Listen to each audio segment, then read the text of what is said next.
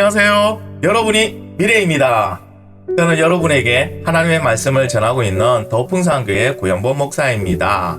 오늘 또 하나님의 말씀을 듣기 와서 이 영상을 보고 있는 친구들 반갑습니다. 자, 위대한 지도자 모세 오늘 세 번째 이야기를 여러분과 같이 나누고자 합니다. 먼저 하나님의 말씀 같이 보겠습니다.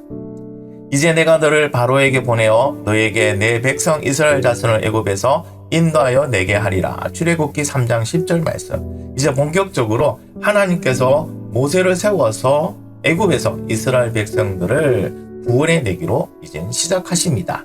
세 번째 이야기의 제목은 부르심의 이유입니다. 하나님께서 모세를 부르심의 이유는 뭘까요? 네, 맞습니다. 이스라엘 백성들을 애굽에서 탈출시키기 위해서, 하나님께서 약속하신 땅으로 보내기 위해서 모세를 부르셨습니다. 여러분을 부르신 목적은 뭘까요? 아직 모른다고요? 괜찮습니다. 오늘 말씀을 통하여 여러분의 부르심의 이유를 알게 될 것입니다. 자, 먼저 문제 하나 내겠습니다. 자, 이 영화 포스터입니다. 우리 한국에서 상영된 우리 한국 영화인데 이 영화의 제목은 뭘까요? 아는 친구 한번 손 들어보세요. 네, 맞습니다. 이 영화의 제목은 스카우트라는 영화입니다. 자, 주인공이 훌륭한 선수를 영입하기 위해서, 스카우트하기 위해서 고군분투하는 그런 내용을 다룬 영화입니다. 자, 여러분, 야구 선수를 스카우트 하렵니다. 만약에 투수를 스카우트 하려면 어떤 조건을 하나하나 따져볼까요? 처음에는 성적이겠죠? 두 번째는 가능성이겠죠? 세 번째는 건강, 인성, 그리고 주위의 어떤 환경들, 이런 것들을 보게 될 겁니다. 그 조건에 합당하면은 이제 스카우트가 진행이 되겠죠. 자, 하나님께서 우리를 스카우트하는 조건은 뭘까요? 우리를 부르심의 조건은 어떤 게 있을까요? 어떤 것을 보시고 우리는 부르실까요? 하나님께서 우리를 부르시는 조건은 자기 부인 내려놓은 순종입니다. 이것이 이루어지지 않으면 하나님은 우리를 부르시지 않아요. 우리를 스카우트하지 않으십니다.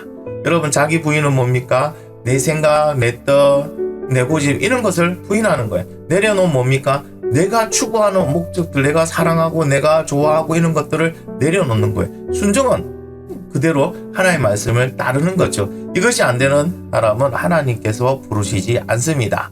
자, 하나님께서 우리를 부르시는 부르심의 이유를 들어가기 전에 하나님은 우리를 얼마나 사랑하실까? 여기에 대해서 한번 이야기를 나누고자 합니다. 여러분, 하나님은 우리를 얼마나 사랑할까요? 여러분의 부모님은 여러분을 얼마나 사랑할까요? 또 여러분은 여러분 부모님 얼마나 사랑합니까? 자, 여러분의 사랑을 기준으로 하나님이 우리를 얼마나 사랑하는지 한번 확인해 보도록 하겠습니다. 자, 하나님은요, 우리의 모든 것을 보고 듣고 알고 계셨어요. 자, 말씀을 보겠습니다. 여호와께서 이르시되 내가 애굽에 있는 내 백성의 고통을 분명히 보고 그들이 감독자로 말미암아 부르짖음을 듣고 그 근심을 알고, 하나님께서는 하나님의 백성들의 모든 것을 보고 듣고 알고 계셨다고 말씀하십니다. 맞습니다. 하나님은 이 땅의 모든 하나님의 창조된 것 중에 인간을 사랑하시기 때문에 사람의 모든 것을 보고 듣고 알고 계시는데, 특히 하나님의 자녀들에 대해서는요, 더 자세히 보고 듣고 알고 계신다는 사실입니다. 아, 얼마나 우리를 사랑하시기에 우리 모든 것을 24시간 365일 하나도 빠짐없이 모든 것을 보고 듣고 알고 계신다는 거예요. 하나님 앞에 숨길 수가 없어요. 하나님은 그만큼 우리에게 많은 관심을 가지고 우리를 사랑하신다는 겁니다. 또 하나님께서는요, 우리를 너무 사랑하시기 때문에 하나밖에 없는 아들을 주셨어요. 말씀 볼까요? 요한복음 3장 16절에 하나님이 세상을 이처럼 사랑하사 독생자를 주셨으니 이는 그를 믿는 자마다 멸망하지 않고 영생을 얻게 하려 하심이라. 여러분, 독생자의 뜻이 뭡니까? 한 명밖에 없다는 거죠. 아들이 한 명 있는데 그 한 명을 왜? 누구에게 주셨다고요? 죄인인 우리에게, 우리의 죄를 해결하기 위해서 그 아들을 주셨어요. 얼마나 사랑해야지 하나밖에 없는 아들을 줄 수 있을 거예요. 여러분, 상상이 됩니까? 이해가 됩니까? 저는 이해가 안 돼요. 얼마나 사랑해야지. 저에게도 3명의 자녀가 있습니다. 근데 무엇보다도 너무나도 귀하고 너무나도 사랑하는 자녀라 다른 거하고 바꿀 수가 없던데 어떻게 하나님이 그 인간을 위해서 그 아들을 아끼지 않고 이렇게 주셨을까? 여러분, 하나님의 사랑은요, 우리가 어떻게 사람의 단어로는 표현할 수가 없어요. 이해할 수도 없고, 어쨌든 하나님은 이렇게 우리를 사랑하십니다. 세 번째로는요, 십자가에서 하나님의 사랑을 이미 증거해 보여주셨어요. 자, 말씀 볼까요? 우리가 아직 죄인 되었을 때 그리스도께서 우리를 위하여 죽으심으로 하나님께서 우리에 대한 자기의 사랑을 확정하셨느니라. 하나님은요, 입으로 사랑한다 하신 게 아니고 직접 그 아들을 십자가에서 우리의 죄를 대신해서 죽게 하심으로 그 사랑을 증거해 보여주셨다는 거예요. 참 하나님의 사랑은 깊이를 넓이를 측정할 수 없는 그런 사랑입니다. 중요한 것은 우리는 하나님께서 엄청나게 사랑하는 그런 존재라는 사실. 다시 말하면 우리는 하나님의 사랑받는 존재라는 거예요. 여러분, 좀 못생겼다고, 성적이 좀 안 좋다고, 대학 시험에 떨어졌다고, 자격증 시험에 떨어졌다고, 사람들한테 욕먹었다. 여러분, 기죽지 마세요. 중요한 거는 여러분은 하나님께 사랑받는 존재. 어떤 사랑? 그 외아들을 주실 만큼, 그리고 그 아들이 십자가에서 내 대신에 죽게 하실 만큼 하나님은 여러분을 사랑하고 계십니다. 자, 여기서 하나 의문을 가져봅니다. 하나님은 이스라엘 백성들을 그럼 이렇게 사랑하신다고 했는데 왜 이스라엘 백성들이 애굽 사람들에게 괴롭힘을 당하고 고난과 고통을 당하는 것을 가만히 보고만 있을까요? 왜 그러셨을까? 그것은요, 이스라엘 백성들이 애굽에 길들어져 있기 때문입니다. 자, 이스라엘 백성들이 애굽으로 내려올 때 내려온 이유가 뭡니까? 흉령 때문에 먹을 것이 없어서 애굽으로 내려왔죠. 애굽은 기름진 땅이에요. 나일강도 있고. 그러니 애굽에 사니까 여러분 곡식이 잘 됩니다. 먹고 사는데 지장이 없습니다. 이제는 그럴듯한 집도 있습니다. 자녀도 많이 낳았어요. 그러니 그들은요, 애굽을 떠나기 싫은 거예요. 근데 하나님은 애굽에서 영원히 살라고 말씀하신 적이 없거든요. 그들은 애굽의 그 풍성하고 풍족함에 하나님을 잊어버리고 있었어요. 하나님 말씀에 별 관심이 없었어요. 하나님은 그곳에 있다가 하나님이 약속한 땅으로 그들을 옮긴다고 말씀하셨는데 그 하나님의 약속에 전혀 관심이 없습니다. 그래서 하나님은 새로운 왕을 세우시고 애굽에 그 왕이 이스라엘 백성들을 학대하고 고난하고 그들을 또 노예로 사용하게끔 만드신 거예요. 왜? 그런 고난 가운데 이스라엘 백성들이 당연히 누구를 생각할까요? 하나님을 생각하니까. 그래서 하나님은요, 그들에게 그런 고난을 주신 거예요. 여러분, 그렇다고 하나님은 두 손 놓고 그냥 가만히 계신 게 아니었습니다. 하나님은 그들을 애굽에서 구원해 내시기 위해서 하나하나 준비하고 계셨습니다. 그 준비물이 바로 모세였어요. 하나님은 오랜 기간 동안 여러 가지의 조건들을 만들어서 이제 이스라엘 백성들이 애굽에서 나오게끔 하는 사전 작업을 다 하고 계셔요. 하나님은 지금도 그렇게 일하고 계십니다. 하나님이 사랑하는 하나님 자녀인 우리들의 그 앞길을 주님은 다 준비하고 계십니다. 우리는 그 주님의 말씀에 순종하고 가면 주님이 준비해 놓은 그 돌계단을 밟고 가면 되는 거예요. 그런데 여기가 저 싸우니 난 여기에 있겠습니다. 안 갑니다 하면 하나님은 어떻게 하신다고요? 깨달아 알기 위해서 고난을 주시고 그리고 어려움을 주시는 거예요. 지금 우리 친구들 중에 어렵고 긴 터널을 통과하는 그런 사람도 있을 겁니다. 여러분, 두려워하지 마십시오. 우리가 지금 터널을 지나야 되는 것은 다 이유가 있는 거예요. 이스라엘 백성들이 애굽에서 그 노예로 학대와 고난, 멸시를 당하는 이유가 있듯이 우리가 그 터널을 통과해야 되는 이유가 있어요. 왜 그럴까요? 여기가 좋다는 거죠. 하나님보다 세상을 좋아했다는 거죠. 그러니 하나님께서는 다시 되돌리라고 터널을 허락하신 거예요. 터널로 들어가게 하신 거예요. 그럼 터널이 빨리 끝나는 방법이 있죠. 어떻게 해요? 하나님을 찾는 거예요. 하나님을 사랑하는 거예요. 세상을 사랑하지 않고 하나님을 사랑하면 터널은 빨리 끝납니다. 여러분, 지금 우리에게 주시는 고난, 어려운 우리 어떤 환경들은요, 하나님 심판이 아니에요. 하나님이 우리를 사랑하시기 때문에 주시는 하나님의 사랑의 선물이라는 것을 기억하시기 바랍니다. 그것을 통하여 우리가 하나님께로 돌아오고 하나님을 만날 수가 있다면은 그것은요, 엄청난 하나님의 사랑이라는 것을 꼭 기억하시기 바랍니다. 자, 이제 하나님께서는요, 이스라엘 백성들을 애굽에서 구해내시기로 작정하십니다. 그런데 중요한 것은요, 지금 이스라엘 백성들이 하나님을 온전히 사랑하고 하나님께 온전히 기도하고 하나님을 온전히 의지하는 것이 아니었어요. 그런데 왜 하나님은 그들을 애굽에서 구원해 주시려고 하시는 것일까요? 그들은 단지 그 생활이 너무 힘들고 괴로우니까 그냥 탄식한 거. 너무 힘들어. 진짜 힘들어. 그냥 이 부르짖음은 너무 힘들어서 막 부르짖는 거였어요. 그들이 모여서 합심하여서 그리고 하나가 돼서 기도하고 금식과 기도하고 작정하여 기도한 것이 아니었다는 거예요.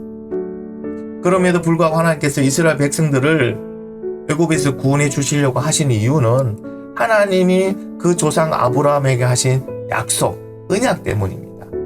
하나님께서는 스스로 약속하시고 그리고 그 약속을 지금까지도 지켜 나가고 계십니다. 하나님에게 있는 단 하나의 약점이 있다면은 바로 그것은 하나님은 약속을 어기지 못하신다는 사실입니다. 하나님의 약속이 기록되어 있는 책이 있습니다. 그것이 어떤 책일까요? 바로 성경책이죠. 성경은 하나님의 말씀과 하나님의 약속이 기록된 것입니다.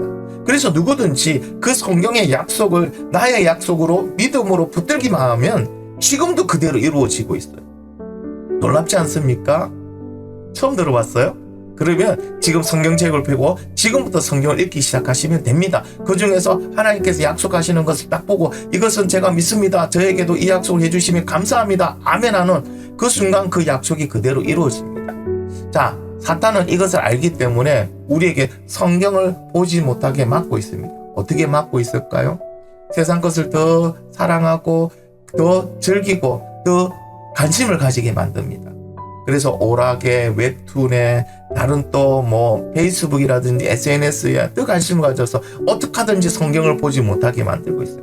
왜냐? 성경을 보고 그 약속을 붙들면 그대로 이루어지니까. 그러면 하나님을 더 잘 믿을 거 아니에요. 그래서 성경을 보지 못하게 지금 나와 있는 문화와 여러 가지 과학 기술을 통해서 우리에게 관심을 그쪽으로 자꾸 쏟게 만드는 거예요. 자, 이제 우리 친구들이 한 가지 결단해 보기 바랍니다. 한 짧게는 6개월 정도, 적어도 6개월은 해야 돼요. 하루에 30분 또는 1시간 정도 성경을 보는 거예요.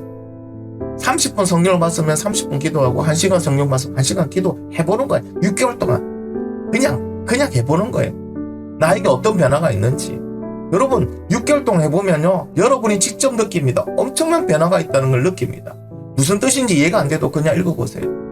하나님의 약속이라는 그 믿음 하나만 가지고 성경을 읽어보세요. 엄청난 변화들이 여러분에게 있어질 겁니다.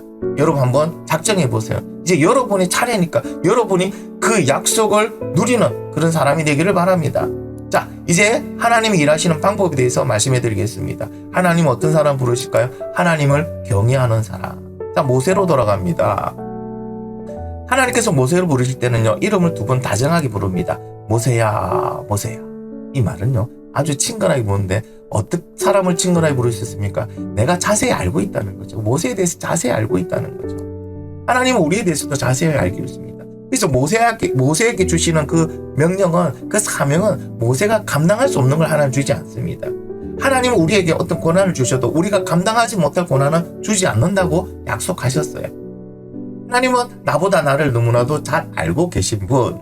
그래서 내가 감당하지 못할 것은 하나님 주지 않으시고 하나님은 나에 대해서 자세히 알고 계신다는 것을 여러분 기억하시기 바랍니다. 자, 그럼 왜 하나님께서는 40살에 아주 힘있고 그리고 애굽의 왕자로서의 어떤 권세도 가지고 있을 때 모세를 부르지 않고 80살에 노인이 된 그 모세를 부르는 걸까요? 힘도 없고 가진 것도 없는 그 모세를 왜 부르는 걸까요? 그 이유가 있습니다. 첫 번째는, 자, 출애굽 3장 6절에 보면 모세가 하나님 배웠기를 두려워하여 얼굴을 가렸다고 말씀하고 있는데요. 40세의 모세는 하나님을 별로 두려워하지 않았어요. 왜? 그는 애굽의 왕자니까. 오히려 사람들이 애굽의 왕자인 그를 보고 두려워했죠. 근데 80살의 모세는요, 하나님을 비로소 두려워할 수 있는 그런 모습으로 변해 있었습니다. 또 하나, 모세가 하나님께 아뢰되 내가 누구이기에 바로에 가서 이스라엘 자손을 애굽에서 인도해내니까, 모세는요 40살에 40살의 모세는요 내가 나는 할 수 있다 하고 자만과 교만과 그리고 어떤 그런 자신감에 가득 차 있었어요. 그러나 80살의 모세는요 비로소 나는 아무것도 아니고 아무것도 할 수 없는 존재라는 것을 깨닫고 하나님께 이렇게 고백하는 거예요. 이것이 뭐라고요? 모세가 하나님을 경외할 준비가 됐다는 것을 알 수 있습니다. 하나님을 경외하는 사람은 어떤 사람이 하나님을 경외할까요? 하나님을 두려워하는 사람, 나는 아무것도 아니고 아무것도 할 수 없는 존재라는 것을 깨닫는 사람만이 하나님을 경외할 수 있으니까. 그래서 하나님은 80세의 모세를 부른 겁니다. 자, 모세가 하나님 앞으로 나올 때 하나님께서는 모세에게 신발을 벗으라고 명령하십니다. 하나님이 이르시되 이리로 가까이 오지 말라. 네가 선 곳은 거룩한 땅이니 내 발에서 신을 벗으라. 여러분, 모세가 가던 그 땅, 떨기나무에서 불이 붙었는데 떨기나무가 안 타요? 그 땅이 원래 거룩한 땅이었을까요? 아니에요. 원래 그냥 보통 평범한 땅이었어요. 별 쓸모없는 그런 땅이었어요. 근데 왜 그것이 거룩한 땅이 되었을까요? 하나님이 그곳에 임재하시니까, 하나님이 그곳에 함께 하시니까 그것이 거룩한 땅이 되었어요. 하나님을 모르고 하나님을 섬기지 않는 사람은 그냥 보통 평범한 그런 사람이에요. 그러나 하나님을 섬기고 하나님과 함께하고 있는 우리는 어떻습니까? 우리는 거룩한 사람이 되었어요. 성령이 우리와 함께 계시니 우리가 하나님의 성전이라고 하나님은 말씀하셨거든요. 근데로 그러면 우리가 하나님과 이렇게 떨어져 버리면 우리는 어떻게 될까요? 별 볼일 없는 사람이 돼요. 우리가 거룩하고 우리가 가치 있는 존재가 되는 것은 바로 하나님이 우리와 함께 하시니까. 그러니 여러분, 우리의 살아갈 때 하나님 꼭 붙들어야 되는 이유는 하나님을 내고 놓치고 하나님과 떨어지면 나도 별 볼일 없는 사람이니까. 여러분, 이 땅에서 가치 있고 여러분 또 존경받고 그리고 하나님과 사람에게 사랑받는 그런 사람으로 여러분 살아가기를 간절히 바랍니다. 자, 그리고 내 발에 신을 벗으래요. 당시 이스라엘 사람들은 맨발로 다니는 것을 엄청난 수치로 생각했습니다. 그래서 절대로 맨발로 안 다닙니다. 모욕감을 주기 위해서 맨발을 걷게 하는 그런 경우도 있었다니까요. 그러면 맨발로 걷는 사람 누가 맨발로 걷습니까? 노예들만 걷습니다. 신발을 벗으라는 건 뭡니까? 종의 모습으로 나오라는 거죠. 종은요, 주인의 말씀에 무조건 복종입니다. 주인만을 섬겨야 됩니다. 이게 종이 할 일이니까. 그러니까 모세에게 하는 것이 뭡니까? 하나님 앞에 나올 때 모든 것을 다 내려놓고 이제 하나님 말씀에 순종하고 하나님만 바라보고 하나님을 따를 준비를 하고 오라는 겁니다. 그리고 우리가 하나님 앞에 나갈 때 신발을 벗고 나가야 돼요. 아직도 내 생각, 내 경험, 내 고집 갖고 나가면 안 된다는 거. 하나님은 신발을 벗으라고 말씀하십니다. 자, 하나님께서는 모세에게 사명을 주십니다. 이제 내가 너를 바로에게 보내어 너에게 내 백성 이스라엘 자손을 애굽에서 인도하여 내게 하리라. 하나님께서 모세에게 엄청난 사명을 줍니다. 민족이 니들어서 고난받고 있는 애굽에서 너희 민족을 구원해내라. 이런 사명을 주십니다. 그런데 알고 보니까요, 빨간 글씨만 한번 읽어볼까요? 내가 하리라. 그걸 누가 한다는 거예요? 하나님이 한다는 거예요. 하나님이 모세를 세웠지만은 실제 일은 누가 한다는 거예요? 하나님이 하신다는 거예요. 여러분, 우리 인생도 그렇습니다. 하나님은 우리를 통하여 하십니다. 그래서 나에게 막 시키시지만은, 나에게 무언가를 하나님께서 맡기시지만은 실제적으로 누가 하시는 거예요? 하나님이 하셔요. 자, 볼까요? 하나님이 이르시되 내가 반드시 너와 함께 있으리라. 사명을 주고 보냈지만은 하나님이 모세와 함께 하는 거예요. 하나님이 모세와 함께 하니까 모세가 그런 엄청난 능력을 그리고 위대한 지도자가 될 수 있었던 겁니다. 모세는 미디안 땅에서 40년간 여러분 양치던 목동이었습니다. 별 볼일 없는 사람이었어요. 하나님이 함께 하시니 민족의 위대한 지도자가 되었어요. 여러분, 우리 인생도 똑같습니다. 우리도 사실 아무것도 아니잖아요. 맞잖아요, 그죠? 이 장류촌, 뭐 누가 장류가 어디인지 어떻게 알까요? 여기서 내가 아무리 잘하고 뛰어난다 해도 여러분 내 실력은 거기서 거기에. 내가 돈이 많다 해도 여러분 뛰어난 게 없잖아요. 그러나 하나님이 나와 함께 하시면 어떻게 된다고요? 나의 인생이 달라지기 시작합니다. 저는 여러분이 하나님과 함께함으로 여러분의 인생이 완전히 다른 인생을 살아가기를 예수님의 이름으로 축복합니다.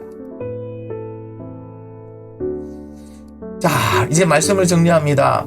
하나님의 부르시면은 그때와 이유가 있다. 그때는 언제입니까? 내가 아무것도 할 수 없음을 깨닫고 하나님을 두려워하고 겸손히 낮아질 때. 모세가 80살에 그렇게 하나님께 낮아졌잖아요. 그래서 하나님을 온전히 경외할 때 하나님 우리를 부르십니다.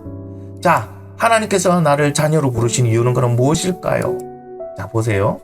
저 그림이 그 광야에 떨기나무는 그냥 발에 채는 게 떨기나무였어요.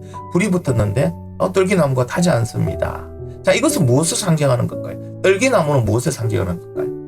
맞아요.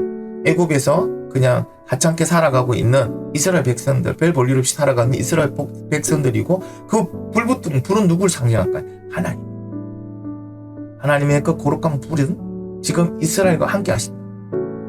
하나님이 지금 아무것도 아닌 그런 우리와 함께 하심을 상징해 보여주고 있습니다. 하나님이 우리와 함께 하시면 우리는 어떻게 됩니까? 새로운 존재가 되는 거예요. 그러니 누구든지 그리스도 안에 있으면 새로운 피조물이 이전 것은 지나가시니 보라 새 것이 되었다.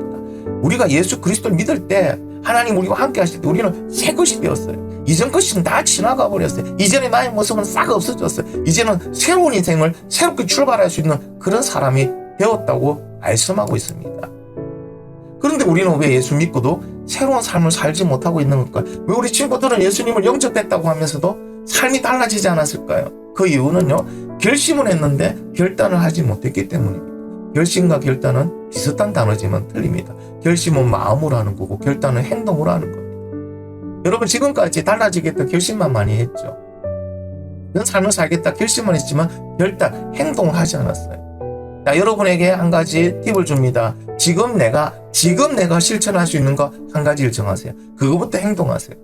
그것이 이루어지면 또 내가 할 수 있는 한 가지를 선택하세요. 그리고 그것을 또 행동하세요. 그렇게 여러분이 1년을 살면은 여러분은 엄청난 변화된 모습을 발견할 수 있습니다. 결심만 하지 마시고 이제는 결단하는 여러분이 되길 바랍니다. 자, 모세를 부르신 이유는요, 이스라엘 백성들을 구원하기 위해서죠. 그러면 우리를 하나님의 자녀로 부르신 이유는 뭘까요? 사랑하기 위해서입니다. 하나님을 내 뜻을 다하여 내 마음과 목숨과 뜻과 온 힘을 다하여 하나님을 사랑하고 그와 같이 내 이웃을 내 몸과 같이 사랑하게 하기 위해서 우리를 부르신 겁니다. 여러분, 내 이웃을 내 몸과 같이 사랑하라 했는데 사랑의 최고가 뭘까요? 목숨을 살리는 거잖아요. 그래서 사랑의 최고는 그 영혼을 살리는 거예요. 영혼을 살리기 위해서 우리가 반드시 그에게 해줘야 될 건 뭘까요? 복음을 전하는 거예요. 예수 그리스도를 전하는 거예요. 이것을 위해서 하나님은 우리를 부르셨습니다. 우리가 하나님의 목숨, 하나님의 부르심에 합당한 삶을 살아가면요, 하나님은 우리에게 전폭적인 모든 것을 다 지원해 주시고 이끌어 주시고 보호해 주십니다. 그러나 하나님의 부르심에 전혀 상관없는 내 마음대로 살아갔을 때는 하나님은 우리에게 길고도 어두운 터널을 허락하십니다. 깨달으라는 거죠. 자, 이제 우리는 선택을 해야 됩니다. 하나님의 부르심에 맞게 살아갈 것인지 아니면 외면하고 내가 원하는 대로 내가 살고 싶은 삶을 살아갈 것인지, 거기에 따라서 여러분의 인생은 앞으로 달라질 줄 믿습니다. 저는 여러분이 하나님의 부르심에 합당한 그런 모습으로 살아가기를 예수님의 이름으로 축원합니다. 하나님의 부르심에 맞는 모습으로 살아가기를 원하는 친구들은요, 같이 한번 손 모으고 같이 한번 기도하기 원합니다. 하나님, 오늘 말씀을 통하여 부르심의 이유를 알았습니다. 저를 부르시는 것은 하나님의 사랑하고 내 이웃을 내 몸같이 사랑하라는 것을 알았습니다. 하나님, 사랑할 수 있는 사람 되게 하여 주시옵소서. 내가 하나님의 엄청난 사랑받고 있는 사람이라는 것을 깨달아 알게 하시고 이제 내 이웃을 위하여 복음을 전할 수 있는 사람이 되게 인도하여 주시옵소서. 감사드리고 예수님 이름으로 기도드립니다. 아멘. 여러분 잘했습니다. 여러분 수고했습니다. 멋집니다. 자, 여러분 또 다음 주에 하나님 말씀으로 만날 때까지 몸 건강하게 잘 있기를 바랍니다. 여러분 잘하고 있습니다. 여러분 응원하고 여러분을 사랑합니다.